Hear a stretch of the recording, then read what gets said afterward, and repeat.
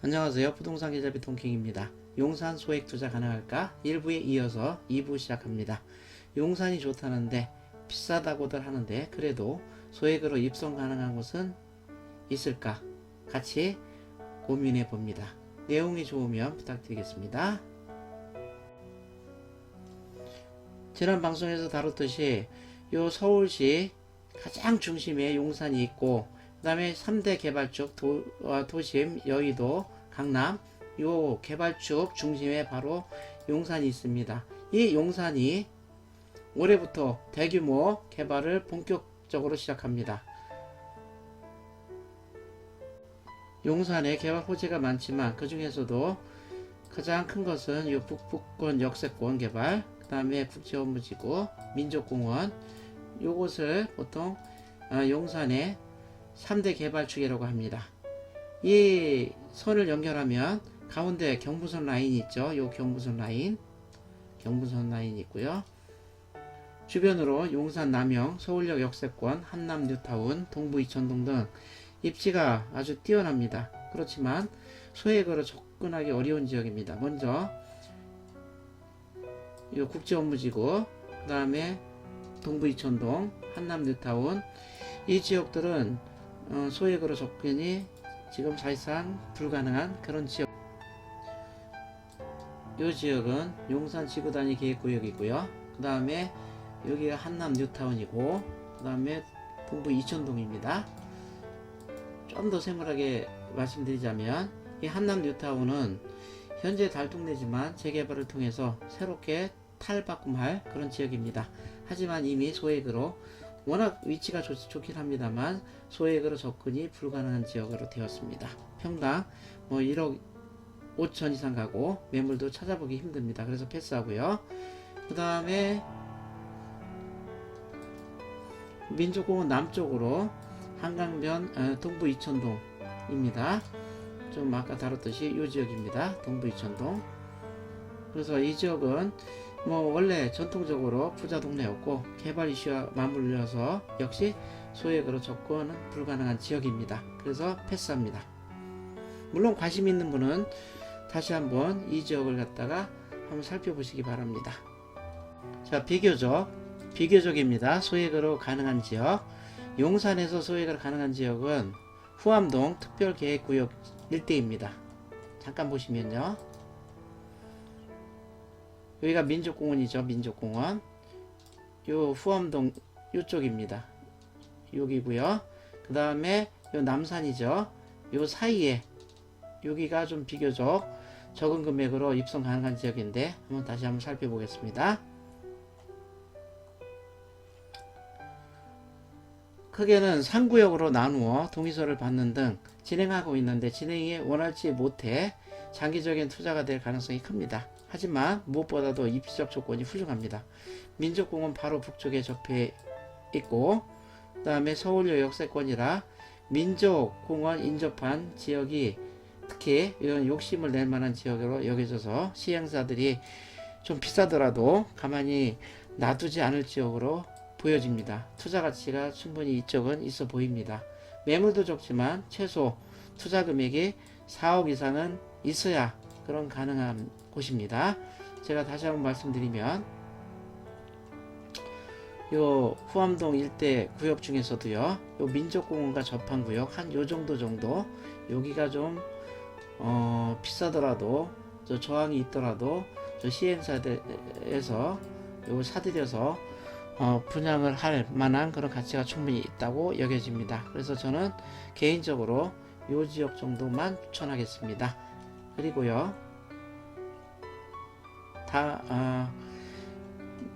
민족공원과 남산과 민족공원 사이에 그런 지역도 투자 가치가 있어 보입니다. 다만 두 지역이 남산 고도 제한으로 인해 용적률에서 즉 건축물 건물 높이에 있어서 20층 미만 확실시됩니다. 이 단점을 감안해도 워낙 좋은 지역이라 투자 가치는 크리다 여겨집니다. 이것도 한남 뉴타운이나 동부 이천동에 비해 저렴하지만 소액으로 입성하기엔 좀 무리가 있습니다.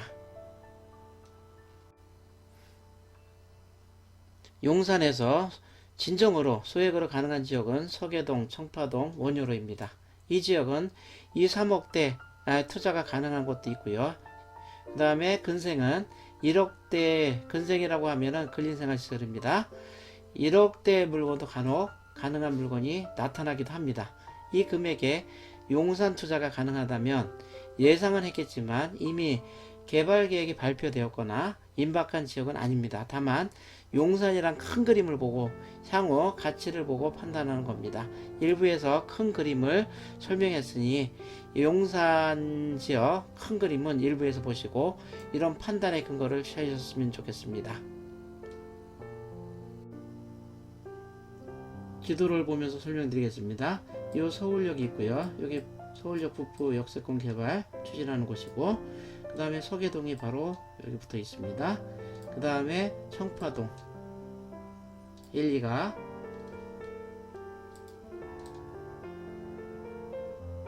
그 다음에 원효로가 이렇게 1, 2, 3, 4가 있죠. 이렇게 이 지역이 소액으로 용산에 입성이 가능한 곳으로 여겨집니다. 청파동을 살펴보도록 하겠습니다.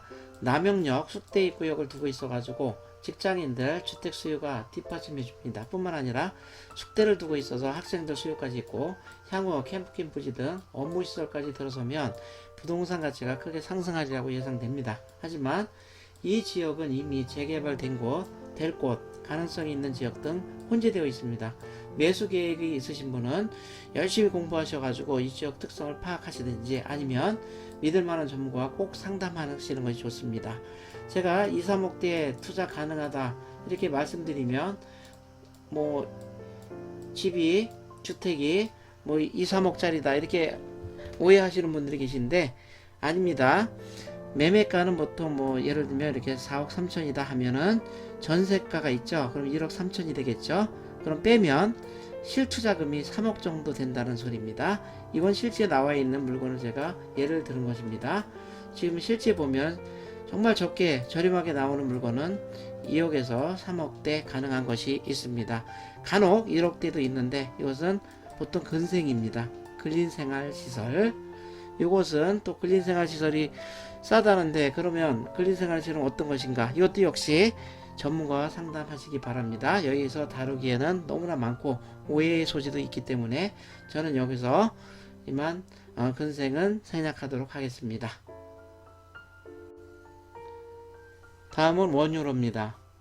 소액 투자 가능한 곳 중에서 원효로가 가능한데 이 원효로는 여의도 용산 통합개발 박원순 시장이 얘기했었죠. 이 개발의 최대 수혜지입니다.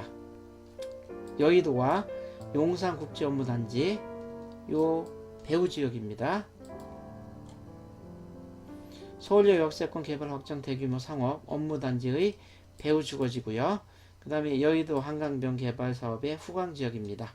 그래서 여의도와 그 다음에 현대차 개발 랜드마크 부지 있죠. 요거의 최대 후광지역이고 지금 요 지역에 나와 있는 매물 대표적인 매물 하나씩만 제가 소개하겠습니다. 매매가는 5억 6천 정도 되는 걸로 제가 확인했고요. 그래서 현재 전세가가 2억 4천 정도 되니까 실투자금은 3억대 초반 정도 되겠죠. 뭐 가장 싸다 가장 좋다가 아니라 대표적인 매물 정도 하나 정도만 제가 설명드리는 겁니다. 참고하시기 바랍니다. 용산구 중에서 소액으로 투자 가능한 지역 마지막으로 서계동을 택해 봅니다. 자, 서계동은 설명할 게 많아서 제가 가장 뒤로 밀었는데요. 저 서울역 바로 옆에 위치해 있습니다. 서울역에 근접해 있고요. 그 다음에 그럼 도시에서 그 도시 계획에는 어떻게 잡혀 있냐? 관광, 문화 등 복합 거점으로 육성, 지구 단위 계획 등 계획적 관리를 통해서 서계동 주변은 관광 문화 중심의 복합 거점으로 조성. 그 다음에 관광 숙박시설, 도시명 주거시설, 전략적 유치. 그 다음에 한류 문화관광 거점화. 청파로변 지역은 업무 주거 등 복합 개발을 통해서 도심부 지원 강화. 이렇게 나와 있고요.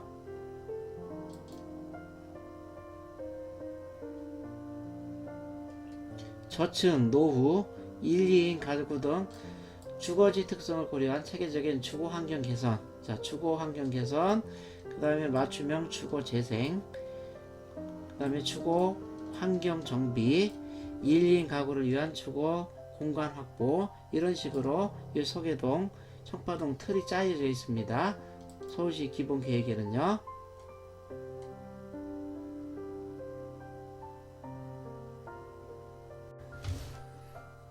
현재 소계동에 나와 있는 매물 하나, 몇 개 중에서 하나만 살펴보도록 하겠습니다. 매매가는 3억 8천. 그 다음에 뭐 전세가 아니라 지금 월세로 되어 있네요. 1,500에 65만원. 대략적으로 이것을 실투자금은 3억 6,500인데 이것을 전세로 환산해 보면 대략 2억대 초반대에 가능한 물건입니다. 2억 초반대에 투자 가능한, 전세로 바꿀 때 얘기입니다. 가능한 물건으로 보여주고요. 대개 이 지역도 싼 것은 뭐 2억대 초반이고 근생은 간혹가다 1억대도 나옵니다. 역시 여기도 근생은 설명이 좀 필요하고 오해의 소지도 있기 때문에 제가 다루진 않도록 하겠습니다. 근생을 원하시는 분, 투자 금액이 적으신 분은 또 전문가와, 믿을만한 전문가와 꼭 상담하시기 바랍니다. 믿을만한 전문가입니다. 마지막으로 용산구에서 소액으로 투자가 가능한 곳 소계동을 설명드리도록 하겠습니다. 소계동을 마지막으로 설명드리는 이유는 이곳이 설명할 게 많아서입니다. 자, 요 지붕 한번 보십시오. 벽돌, 돌 위태롭습니다. 이 지역도 한번 보십시오. 그 다음에 이렇게 다 넘어가는 이러한 벽도, 벽과 지붕, 이것도 보시고요. 그 다음에 이런 벽에 이렇게 재생한다 치고 이렇게 페인트 칠을 해놨습니다. 자, 이런 다 쓰러져 가는 이런 벽돌 위에다가 이렇게 페인트 칠을 해놓은 곳입니다. 네, 골목길 보십시오. 한 사람도 지나가기 좀 버거워 보입니다. 그 다음에 위에서 이렇게 내려다 보면 이 지붕도 위태롭고요. 쓰레기도 많이 버려져 있습니다. 뭐 포기한 지역 같습니다. 기곡산장이 있습니다. 귀신 나올 것 같습니다. 마찬가지죠. 자물쇠로 굳게 잠겨 있고요. 이것은 도시재생 결사반대 표어입니다.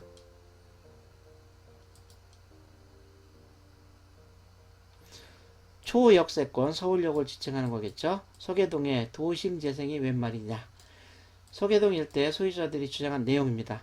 주장이 완강해서 쉽게 재개발 추진이 어려운 그런 후암동입니다. 비해서 소계동은 재개발을 아주 간곡히 원하는 지역입니다.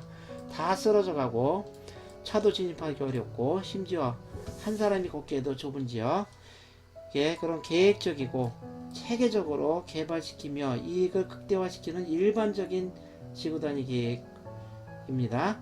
요거와는 달립니다.